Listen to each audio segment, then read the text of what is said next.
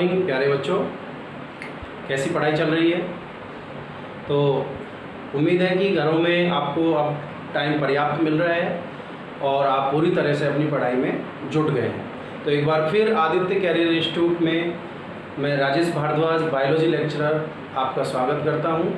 और हमारा जो चैप्टर चल रहा है, चैप्टर नंबर 22 मानव में पाचन तंत्र, उसमें हम आगे काफ़ी बढ़ चुके हैं। पाचन तंत्र में हमने सबसे पहले आहार नाल की संरचना पढ़ी, फिर आहार नाल के बाद हम सहायक पाचक ग्रंथियाँ पढ़ रहे हैं, जिसमें हमने लार ग्रंथियाँ पढ़ी। लार ग्रंथियों के बाद अग्नाशय ग्रंथि, और आज हम एक बहुत ही महत्वपूर्ण ग्रंथि के बारे में पढ़ने जा रहे हैं, जो एक तरह से पूरे शरीर में एक अहम भूमिका निभाती है, जो संरचना। तो उस ग्रंथि का जो नाम है वो है यकृत, यानी कि लिवर। यकृत या लिवर के बारे में कुछ बेसिक चीज़ें जो हमें पता होना चाहिए कि जब भ्रूण अवस्था में जो बच्चा होता है, भ्रूण की अवस्था में, उस समय उसके अंदर जो रुधिर है वो यकृत और प्लीहा के अंदर ही बनता है। यानी यकृत जो है वो भ्रूण अवस्था में रुधिर बनाने का काम भी करता है। तो अभी हम इसको पाचक ग्रंथि के रूप में पढ़ रहे हैं। तो ध्यान देने वाली जो कुछ बातें वो है कि ये जो यकृत है, जैसा कि आपको यहाँ पर बोर्ड पर इसका डायग्राम नज़र आ रहा होगा, इसकी संरचना कुछ इस तरह से होती है। इसमें ये ग्रहणी में खुलती है और इसके नीचे की तरफ पित्ताशय या पित्त ग्रंथि पाई जाती है। ठीक है, इसकी अनुप्रस्थ काट जो है उसमें अपन देख रहे हैं कि ये कुछ लोब या पिंडक नज़र आ रहे हैं। तो इसी संरचना को हम अभी यहाँ पर पढ़ने वाले हैं। तो इस संरचना को ध्यान से देख लीजिए। तो इसमें हम आगे अब पढ़ेंगे। तो सबसे पहले हम जो यकृत के बारे में जानते हैं कि ये सबसे बड़ी ग्रंथि है। कैसी ग्रंथि है? सबसे बड़ी ग्रंथि है। पाचक ग्रंथि तो है ही, इसके अलावा सबसे बड़ी शरीर की ग्रंथि कौन सी होती है? यकृत ग्रंथि होती है। ठीक है, इसके बाद देखें तो ये डायाफ्राम के नीचे कहाँ पाई जाती है? डायाफ्राम के नीचे दाईं ओर स्थित होती है। दाईं ओर यानी कि राइट साइड में। यहाँ अगर अपन देखें तो राइट साइड में डायाफ्राम के नीचे यानी कि इस तरफ ये लिवर यानी यकृत पाया जाता है। तो ये इसकी स्थिति हो गई। कहाँ पर पाई जाती है ये ग्रंथि? ये जो है पित्त का निर्माण करती है। यानी पित्त का जो निर्माण है वो कहाँ होता है? यकृत में होता है। पित्त का निर्माण यकृत में होता है। और ये जो ग्रंथि है ये ग्रहणी में खुलती है। ग्रहणी में यानी जो पित्त बनता है वो कहाँ पर आकर स्रावित होता है? ग्रहणी में। तो पित्ताशय, इसके साइड में पित्ताशय भी पाया जाता है, जो कि संरचना में देखी हमने। तो यहाँ हमने जो जाना कि सबसे बड़ी ग्रंथि है ये डायाफ्राम के ठीक नीचे दाईं ओर स्थित होती है। पित्त का निर्माण इसमें होता है। तो ये हो गया यकृत के बारे में, इसकी संरचना के बारे में, कहाँ पर पाई जाती है, क्या इसका कार्य होता है। अगर हम यकृत, जैसा हमने जो डायग्राम में बनाया था कि यहाँ पर ये जो ग्रहणी होती है इस तरह की, यहाँ पर ऊपर की तरफ यहाँ, ठीक है, यहाँ पर होता है यकृत, और यकृत के नीचे यहाँ पर होता है पित्ताशय। तो ये जो यकृत है इसकी आंतरिक संरचना के बारे में अपन अब पढ़ेंगे कि यकृत की जो आंतरिक संरचना है वो कैसी होती है। आंतरिक संरचना, तो ध्यान देंगे कि यकृत सबसे पहले तो बहुत सारे पिंडकों से मिलकर बनी एक बहुभुजाकार संरचना है। कैसी संरचना है? बहुभुजाकार पिंडकीय संरचना। पिंडकों से मिलकर बनी है। यानी कि अगर अपन देखें इसके एक पिंडक का अपन बात करेंगे तो इसका जो एक पिंडक इस तरह से हम यहाँ पर बना देते हैं।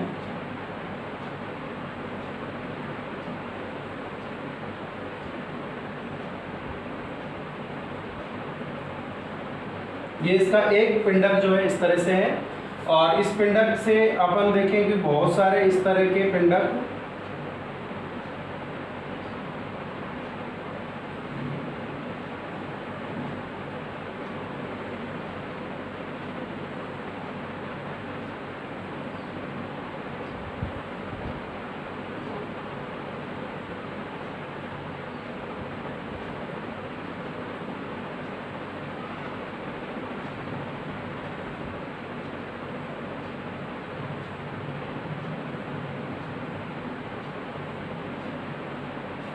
यानी कि ये सारे पिंडक हैं। अगर अपन यहाँ देखना चाहें तो ये इस तरह की ये संरचना यहाँ भी बन जाएगी।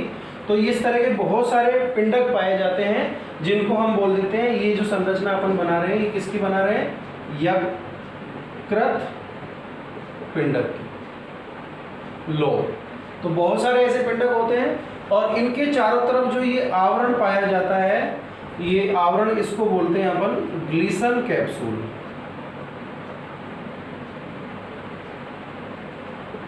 यानी कि पिंडकों के चारों तरफ पाए जाने वाले आवरण को क्या बोलते हैं, ग्लिसन कैप्सूल बोलते हैं। और ये जो एक पिंडक है इसके केंद्र में, ये केंद्र में जो एक नलिका होती है जिसको बोलते हैं केंद्रीय शिरिका। केंद्रीय शिरिका वास्तव में ये जो इसमें यकृत निवाहिका शिरा जो प्रवेश करती है और वो सारी जाकर इधर आकर अंदर खुल जाती है। तो केंद्रीय शिरिका है। यहाँ पर इसमें हम क्या देख रहे हैं कि इसमें ये यकृत कोशिकाएं लड़ियों के रूप में पाई जाती हैं। यकृत कोशिकाएं जो होती हैं वो कैसे पाई जाती हैं, पंक्तियों में व्यवस्थित हैं, लड़ियों के रूप में।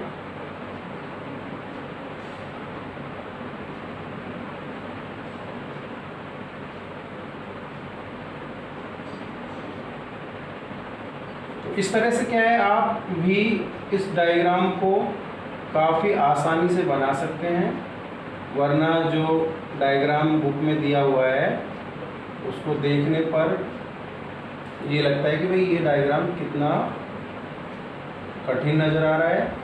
लेकिन अभी मैं आपको विश्वास दिलाता हूँ कि इस डायग्राम को आप भी काफ़ी आसानी से बना लेंगे। तो ये यकृत कोशिकाएं हैं जो कैसे पाई जा रही,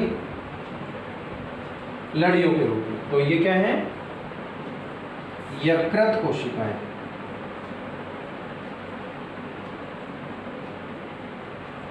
ठीक है। एक चीज और, जो यकृत के जो पिंडक होते हैं, ये पिंडक बहुत सारे पिंडक होते हैं, ये यकृत की संरचनात्मक और क्रियात्मक इकाई कहलाते हैं। यानी यकृत किससे मिलकर बना है, पिंडकों से। तो यकृत पिंडक जो हैं वो यकृत की संरचनात्मक और क्रियात्मक इकाई कहलाते हैं। यकृत पिंडक क्या है, यकृत की संरचनात्मक व क्रियात्मक इकाई। ठीक है, ये चीज ध्यान रखने वाली है।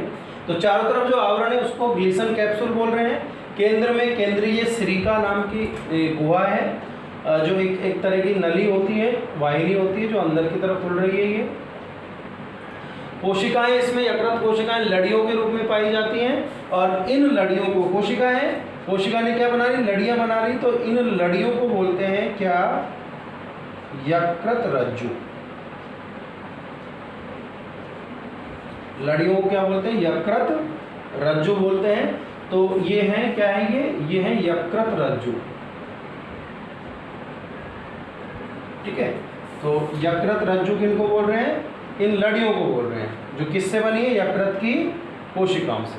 अब बीच बीच में जो एक खाली जगह आपको नजर आ रही है, जैसे ये खाली जो जगह बन गई है, ये इनको बोलते हैं शिरापात्र। शिरापात्र क्या बोल रहे हैं, शिरापात्र। इन शिरापात्रों में विशिष्ट कोशिकाएं पाई जाती है। क्या पाई जाती है, विशिष्ट कोशिकाएं। ये हम इस तरह से बना रहे हैं इनको। तो ये क्या है, विशिष्ट कोशिकाएं हैं। ये भक्षाणु कोशिकाएं होती हैं। तो ये जो विशिष्ट कोशिकाएं नजर आ रही हैं आपको, इन कोशिकाओं को बोलते हैं कुफुर कोशिकाएं। क्या बोलते हैं, कुफुर कोशिकाएं। अच्छा, इनका क्या रोल होता है, जो यकृत के अंदर रुधिर लाने का काम होता है यकृत निवाहिका शिरा का। तो यकृत निवाहिका शिरा और यकृत जो धमनियां हैं वो यकृत में रुधिर पहुंचा रही हैं।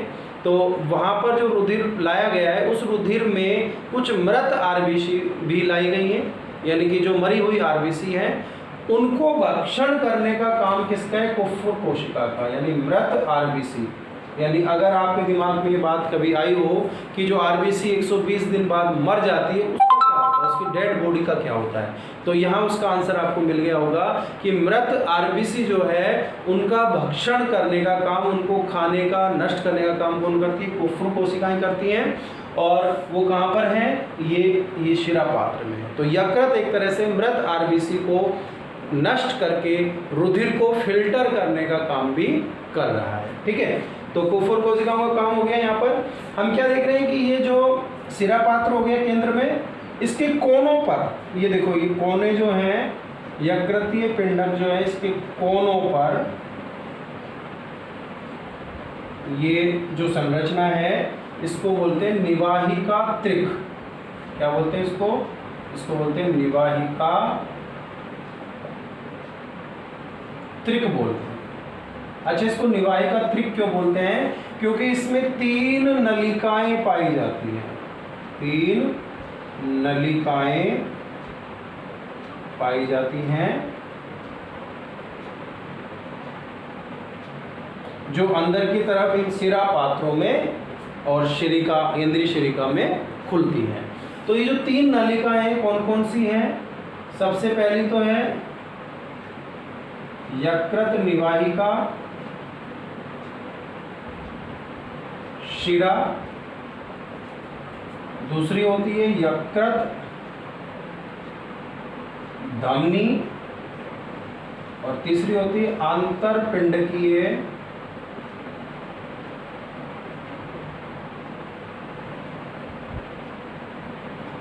यकृत वाहिका।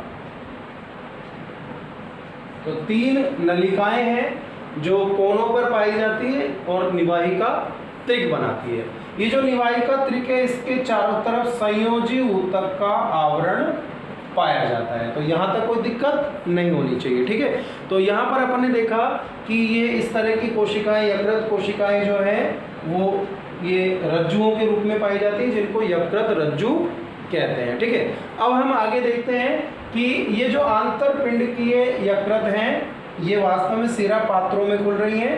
तो हम ये जो संरचना पढ़ रहे हैं यकृत की आंतरिक संरचना, ये आपको यहाँ पर समझ में आ गई होगी। अभी हम इसमें आगे देखते हैं कि ये जो कोशिकाएं हैं ये क्या काम करती है। ठीक है, तो केंद्र में क्या होती है, केंद्रीय शिरिका। इसके चारों तरफ आवरण को क्या बोल रहे हैं, ये इधर बना देते हैं इसको। ये जो केंद्र में है ये कौन है, केंद्रीय शिरिका। ठीक है, और जो आवरण है चारों तरफ उसको क्या बोल रहे हैं, ग्लिसन